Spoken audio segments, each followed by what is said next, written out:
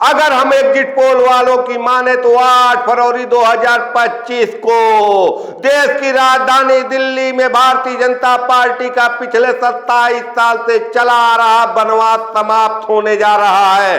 लेकिन इस देश के सियासत में एक सवाल और भी है, और क्या उस सवाल का जवाब 2025 में मिल पाएगा? उत्तर भारत के सबसे प्रमुख राज्यों में से एक बिहार, जहां भारतीय जनता पार्टी अब तक अपना सीएम नहीं बैठा पाई है। क्या बिहार में 2025 के अंत में होने वाले विधानसभा चुनाव में भारतीय जनता पार्टी अपना सीएम बैठाने में कामयाब हो पाएगी? ये आज के सियासत का सबसे बड़ा सवाल है। अगर आप बिहार के राजनीति को समझते हैं, बिहार के राजनीति को जानते हैं, तो आपको अच्छी तरह से पता होगा कि बिहार में पिछले 3.5 दशकों से लालू प्रसाद यादव और नीतीश कुमार का एक छत्र राज चला आ रहा है। इस बीच क्षेत्रीय छत्रप के रूप में स्वर्गीय रामविलास पासवान की भी उपस्थिति रही।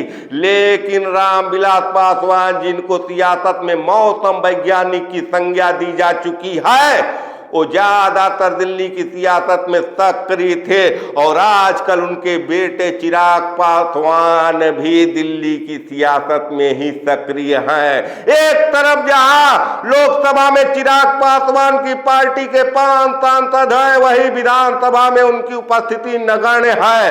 ऐसे में सवाल उठता है कि लालू प्रसाद यादव और नीतीश कुमार जब उम्र के उस दौर में जा चुके हैं जहां से वे अपनी राजनीति को ज्यादा लंबा नहीं खींच पाएंगे, तो बिहार के सियासत में युवा पीढ़ी की बागडोर किसके हाथ में रहेगी? अगर हम राजद की बात कर ले तो राजद की कमान इस समय तेजस्वी यादव के हाथ में है, और कहीं न कहीं 2020 के विधानसभा चुनाव में तेजस्वी यादव खुद को साबित कर चुके हैं, और आज के सियासत में एक परिपक्व राजनेता की भूमिका में है। और आज के तारीख में बिहार में आगामी विधानसभा चुनाव भी तेजस्वी यादव के इर्द गिर्द ही घूमने जा रहा है। वहीं अगर हम जनता दल यू की बात कर ले तो बहुत सारी असमंजस इस समय जनता दल यू के सामने खड़ी है। क्या नीतीश कुमार अपने बेटे निशांत कुमार को सियासत में लॉन्च करेंगे? क्या नीतीश कुमार की पार्टी का बंटवारा हो जाएगा?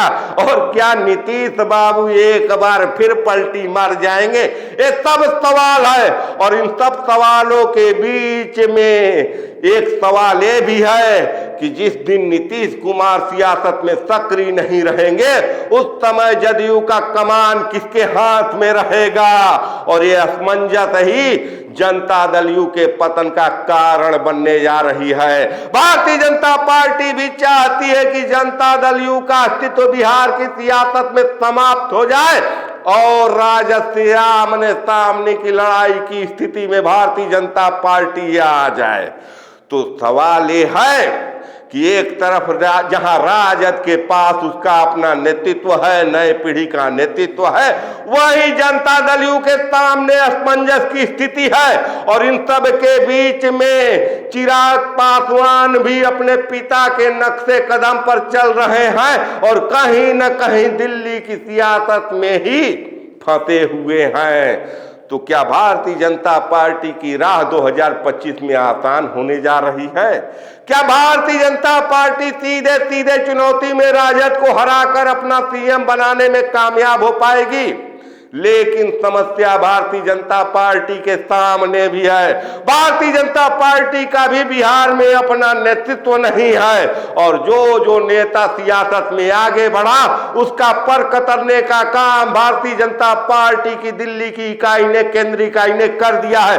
चाहे हम स्वर्गीय सुशील मोदी की बात कर ले, चाहे हम पूर्व प्रदेश अध्यक्ष मंगल पांडे की बात कर ले, या पूर्व गृह राज्य मंत्री नित्यानंद राय की बात कर ले, या आज के डिप्टी सीएम सम्राट चौधरी की बात कर ले, कहीं भी वो दमखम नहीं दिखाई देता है जो बिहार में नीतीश कुमार की बैसाखी का सहारा लिए बगैर भारतीय जनता पार्टी को 122 सीटों के आंकड़े तक पहुंचा दे।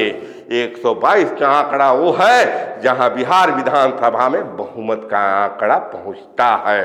तो सवाल है कि एक तरफ जहां विपक्ष में तेजस्वी यादव खड़े हैं, उसके अपोजिट सत्ता पक्ष का कौन नेतृत्व करने वाला है।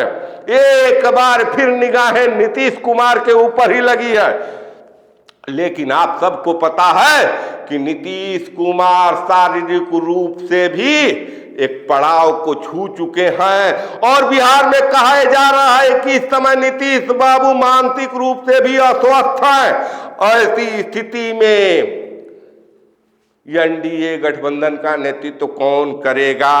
क्या भारतीय जनता पार्टी नीतीश कुमार के वोटों पर निशाना लगा रही है? और जिस दिन ये निशाना लग गया उसके बाद नीतीश कुमार एनडीए से बाहर हो जाएंगे, उनके पार्टी जनता दल यू का बंटवारा हो जाएगा, या यूं कह ले कि जदयू का बिहार के सियासत में अस्तित्व ही समाप्त हो जाएगा।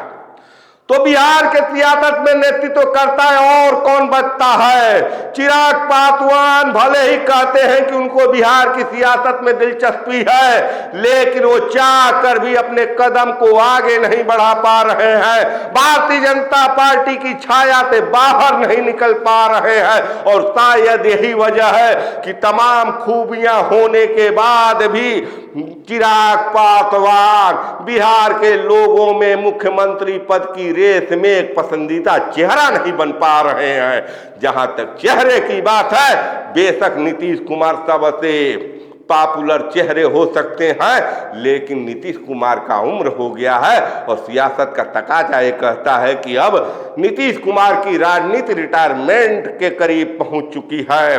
ऐसी स्थिति में जदयू के पास नेतृत्व नहीं है, भारतीय जनता पार्टी तो पर्ची से नेतृत्व देने में माहिर है, तो भारतीय जनता पार्टी तो पर्ची से नेतृत्व पैदा कर सकती है। लेकिन जो क्षेत्रीय छत्रप है उनमें कहीं न कहीं अभाव दिखता है, तेजस्वी के मुकाबले खड़ा होने की कुवत नहीं दिखती है। हाँ, लेकिन एक नेता ऐसा उभर कर आया है जो लग रहा है कि बिहार के सियासत में एक कोण और बनाने जा रहा है। प्रशांत किशोर नाम है, रणनीतिकार है, कहीं न कहीं अपने रणनीति के बल पर कभी मोदी के करीबियों में था तो कभी नीतीश कुमार के करीबियों में था और आज के तारीख में बिहार की जनता के करीब होना चाहता है। तो क्या प्रशांत किशोर वो धुरी बन सकते हो, केंद्र बन सकते हैं जिनके इर्द गिर्द 2025 में होने वाला विधानसभा चुनाव सिमट सकता है? निश्चित रूप से कुवत तो है, लेकिन सियासत में एक दूरी तय करनी होती है और वो दूरी तय करने में हो सकता है कि एक पंचवर्षीय का समय और लग जाए प्रशांत किशोर के सामने। तो सवाल यही उठता है कि क्या निर्विवाद रूप से तेजस्वी यादव ही वो नेता है जो बिहार में आगामी विधानसभा चुनाव में युवा पीढ़ी का नेतृत्व करेंगे?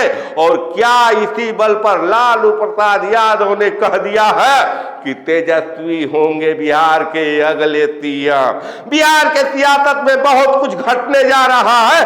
अगले कुछ महीनों में वहां विधानसभा चुनाव होने जा रहे हैं और बिहार के सियासत में इस समय तेजस्वी यादव गली गली घूम रहे हैं, गांव गांव घूम रहे हैं। और आप देखिएगा कि एक तरफ सत्ताधारी दल एनडीए चुनाव लड़ेगा जिसके 20-20 हेलीकॉप्टर उड़ेंगे, वही उसके अपोजिट एक तेजस्वी यादव का भी हेलीकॉप्टर चलेगा और निश्चित रूप से बिहार के सियासत में तेजस्वी का हेलीकॉप्टर ट्रैक्टर बन जाएगा, बिहार की गलियों गलियों तक जाएगा और तेजस्वी यादव को चुनौती देने की स्थिति में बिहार के सियासत में आज का कोई युवा पीढ़ी का नेता नहीं दिखता है। और शायद यही वजह है कि जहां तक हमारा आकलन है कि एक बार फिर 2025 में भी भारतीय जनता पार्टी असफल रहेगी बिहार में अपना सीएम बैठाने में। इस बारे में आपके क्या राय है, क्या विचार है?